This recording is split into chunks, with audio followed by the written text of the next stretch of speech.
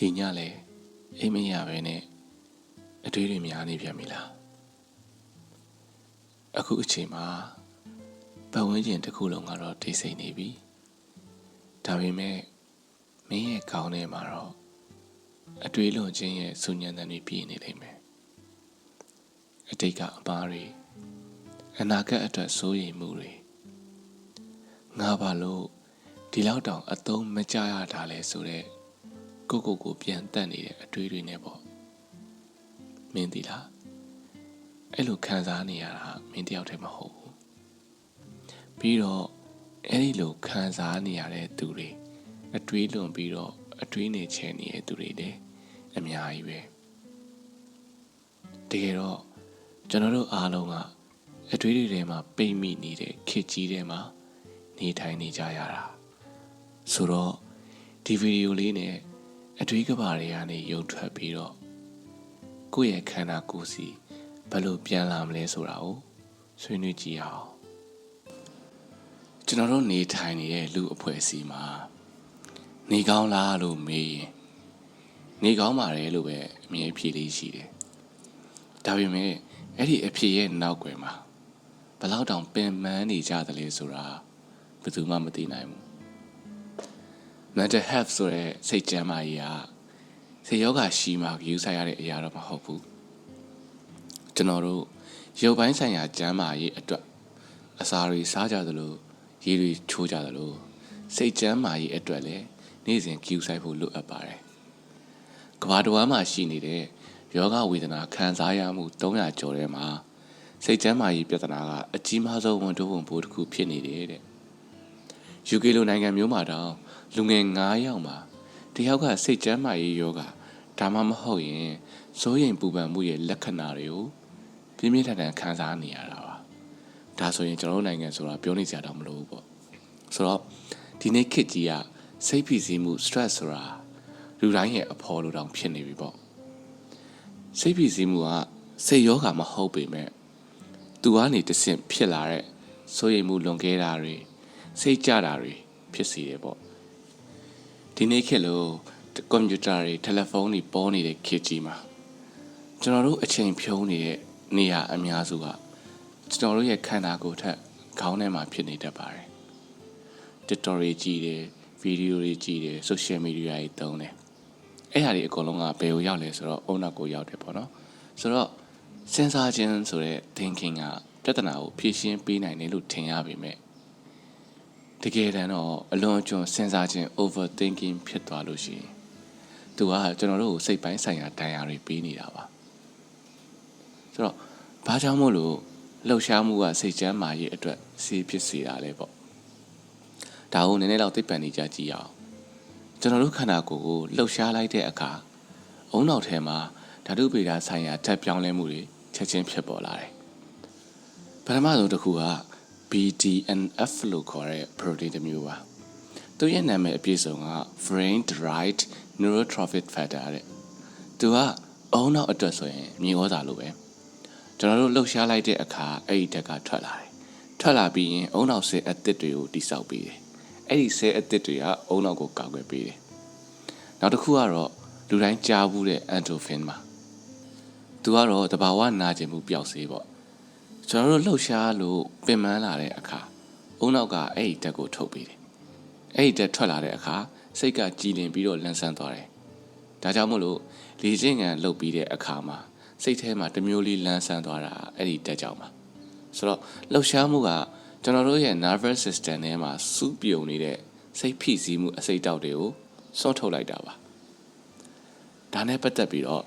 အိုလံပစ်ဆုရှင်လီယွန်ထေလာရဲ့အကြောင်းကိုလည်းပြောပြခြင်းနေရဲ့သူကငယ်ငယ်တုန်းကဆော်လွန်တဲ့ကလေးငယ်ငယ်မနေတတ်တဲ့ကလေးပေါ့ problem child ဆိုပြီးတော့သတ်မှတ်ခံရတာဆရာဝန်ကတော့သူ့ကိုငြိမ်သွားအောင်ဆေးတိုက်ဖို့အကြံပြုခဲ့တယ်ဒါပေမဲ့သူ့ရဲ့မိဘတွေကအဲ့ဒီလမ်းကိုမရွေးခဲ့ဘူးပြီးတော့အဲ့လိုငြိမ်ငြိမ်မနေဘဲနဲ့လှုပ်ရွနေတဲ့ energy များနေတဲ့ကလေးကိုဘာလုပ်ခိုင်းလဲဆိုတော့သူကအားကစားကြီးလုပ်ခိုင်းခဲ့တယ်အဲ့လိုနဲ့ပဲသူကအိုလံပစ်မှာချန်ပီယံဖြစ်လာခဲ့တယ်ပြီးတော့အိုလံပစ်မှာဆုတံဆိပ်တွေလည်းရခဲ့တယ်ဒါပေမဲ့သူ့ဘဝရဲ့အမောင်မိုက်ဆုံးချိန်တစ်ခုကိုရောက်လာတယ်အဲ့ဒါက ဒဏ်ရာရလို့ခွဲစိတ်မှုတွေအကြိမ်ကြိမ်လုပ်နေရတဲ့အချိန်မှာအဲ့ဒီအချိန်မှာ तू ကလေ့ကျင့်ခန်းနေအများကြီးလုပ်နေပေမဲ့စိတ်ကြယောဂက depression ဝင်သွားတယ်ဘာလို့လဲဆိုတော့ तू ကအောင်မြင်ဖို့ဆိုတဲ့စိတ်ဖိစီးမှုကြီးနဲ့လေ့ကျင့်နေတာတနေ့မှာတော့သူ့ရဲ့ mentor ကသူ့ကိုပြီးတယ်မင်းဘာလို့အားကစားလုပ်နေတာလဲတဲ့အဲ့တော့လီယွန်ကပျော်လို့ပေါ့ဆိုပြီးပြန်ဖြေခဲ့တယ်အဲ့မှာဆရာပြန်ပြောလိုက်တာဒါပေမဲ့တဲ့မင်းစီမှာအပြုံးမမြင်ရတာ8 လရှိပြီတဲ့အဲ့စကားကိုကြားတဲ့အချိန်မှာလီယွန်သူစဉ်းစားမိသွားတယ်နောက်နေ့ကစပြီးတော့အပြုံးနေနဲ့ပြန်လဲလှုပ်ရှားတယ်လေ့ကျင့်ခန်းကိုပျော်ပျော်ရွှင်ရွှင်လုပ်တယ်ဒါကသူ့အတွက်သင်ခန်းစာပဲတဲ့လှုပ်ရှားမှုဆိုတာအတင်းအကျပ်လုပ်ယူရမယ့်အလုံးမဟုတ်ဘူးပျော်ရွှင်မှုတွေပါဝင်ရမယ့်အရာတစ်ခုပါဒီအကြောင်းအရာလေးကိုလီယွန်ထေလာက TED Talk မှာ How to Manage Mental Health ဆိုတဲ့ခေါင်းစဉ်လေးနဲ့ပြန်ပြီးတော့မျှဝေထားတာပါဆိုတော့အဲ့မှာသွားပြီးတော့လည်းအကျယ်ကြည့်လို့ရပါတယ်ဆိုတော့သူသေသနာတွေအရာလှုပ်ရှားမှုတွေကစိတ်ကျန်းမာရေးပြဿနာတွေကိုထိထိရောက်ရောက်ကုသနိုင်တယ်ဆိုတာသက်သေပြထားပြီးသား depression ဖြစ်တဲ့စိတ်ကြယောဂသူ့ကိုဆိုလို့ရှိရင်ယောဂတို့ထိုက်ချီတို့လိုမျိုးအနေလှုပ်ရှားမှုတွေကစိတ်ကြောက်ဝေဒနာရှင်တွေရဲ့လက္ခဏာတွေကိုတိတိတတ်တာရောကြစေခဲ့တယ် PTSD ဆိုတဲ့စိတ်တန်ရာရနေတဲ့ဝေဒနာတွေဆိုလို့ရှိရင်လည်းပုံမှန်ယောဂကျင့်စဉ်တွေကျင့်ပြီးတော့စိတ်တန်ရာကြောင့်ဖြစ်တဲ့တုန်လှုပ်မှုတွေကိုငြိမ်သက်စေပါတယ်နောက်ပြီးတော့ anxiety စိုးရိမ်မှုတွေများနေတယ်ဆိုလို့ရှိရင်တဲ့ပြေးတာရီကူးတာလိုမျိုးနှလုံးခုန်မြန်စေတဲ့ aerobic လေ့ကျင့်ခန်းတွေကစိုးရိမ်စိတ်ကြောင့်နှလုံးတုန်တာကိုရင်ဆိုင်နိုင်တဲ့ခန္ဓာရည် resilience ကိုတည်ဆောက်ပေးတယ်နောက်ပြီးတော့ ADHD လို့ခေါ်ကြတဲ့အာယုံစူးစိုက်မှုခက်ခဲနေတဲ့ပြဿနာအတွက်ဆိုရင်တဲ့ဒီနေ့ကိုမိနစ်20လောက်အသင့်အကျင့်လှုပ်ရှားပေးလို့ရှိရင်စေးတောက်ဆရာမလိုပဲနဲ့အာယုံစူးစိုက်မှုကိုကောင်းမွန်စေတဲ့ဒါကြောင့်မင်းဟာစိတ်ပိုင်းဆိုင်ရာတစ်ခုခုခံစားနေရတယ်ဆိုလို့ရှိရင်စေးတောက်ဖို့အရင်မစင်စားနဲ့မင်းရဲ့ခန္ဓာကိုယ်ကိုစတင်လှုပ်ရှားပေးကြည့်လိုက်ပါတဲ့ဆိုတော့ကျွန်တော်လက်တွေ့လုပ်နိုင်တဲ့နည်းလမ်းတစ်ခုရှိတယ်ပေါ့ပထမတစ်ချက်ကကြတော့ချက်ချင်းလုပ်လို့ရတဲ့အရာမင်းကအခုစိတ်ဖိစီးနေပြီအတွေးတွေများနေပြီဆိုရင်မင်းရဲ့ခန္ဓာကိုယ်ထဲမှာကိုတီဇောလို့ခေါ်တဲ့စိတ်ဖိစီးမှုဟော်မုန်းတွေမြင့်တက်နေပြီဒါကကိုယ့်ကိုယ်ကိုအစိတ်ခံနေတယ်လို့ပဲအဲ့တော့ဘယ်လိုဖြေရှင်းမလဲဆိုရင်ထိုင်ရာကနေထားလိုက်လမ်းခဏရှောက်လိုက်ဒါမှမဟုတ်ရင်ကိုယ့်ရဲ့ကိုနီဟန်တာပိုချာကိုပြင်လိုက်ပေါ့ပြီးတော့အသက်ရှူနှုန်းကိုလည်းဖြည်းဖြည်းချင်းပြောင်းလိုက်ဒါကအုံနောက်စီကိုငါအဆင်ပြေပါတယ်ဆိုတဲ့ signal ပေးလိုက်တဲ့သဘောပါဒုတိယတစ်ချက်ကကြတော့ long term solution ပေါ့အဲ့ဒါမိမိနှစ်သက်တဲ့လှုပ်ရှားမှုလေ့ကျင့်ခန်းတစ်ခုခုကိုရှာလိုက်ပြီးရင် challenge လုပ်ပေါ့မင်းကိုပျော်ရွှင်စေမယ့်လှုပ်ရှားမှုတစ်ခုရှာအားကစားရုံသွားပြီးဝိမာတာမျိုးမှမဟုတ်ဘူးကတာတချင်းဆိုပြီးတော့ခုံတာဘောလုံးကန်တာရေကူးတာဒါမှမဟုတ်ရင်ကလေးတွေနဲ့ဆော့တာတချို့ဆိုလို့ရှိရင်ညနေပိုင်းမှာအပြေးလေးကျင်တာအစုံပေါ့နော်ဘာပဲဖြစ်ဖြစ်ရတယ်အရေးကြီးတာကအဲ့ဒါလုံနေတဲ့အချိန်မှာကိုကပျော်နေဖို့ပါအဲ့ဒီလှုပ်ရှားမှုကိုတဲ့တနေ့မိနစ်20လောက်ပုံမှန်လုပ်ပေးလိုက်ပါတဲ့ဒါဆိုရင်မင်းရဲ့ဟော်မုန်းတွေအရန်ကောင်းပြီးတော့ကြည်ကြည်လင်လင်တွတ်တွတ်လက်လက်ဖြစ်လာနိုင်တယ်ပေါ့ဆိုတော့မင်းထင်တာထက်ပိုပြီးတော့တန်မာပါတယ် Thomas Jefferson ပြောထားတဲ့စကားလေးတစ်ခုရှိတယ်လှုပ်ရှားမှုက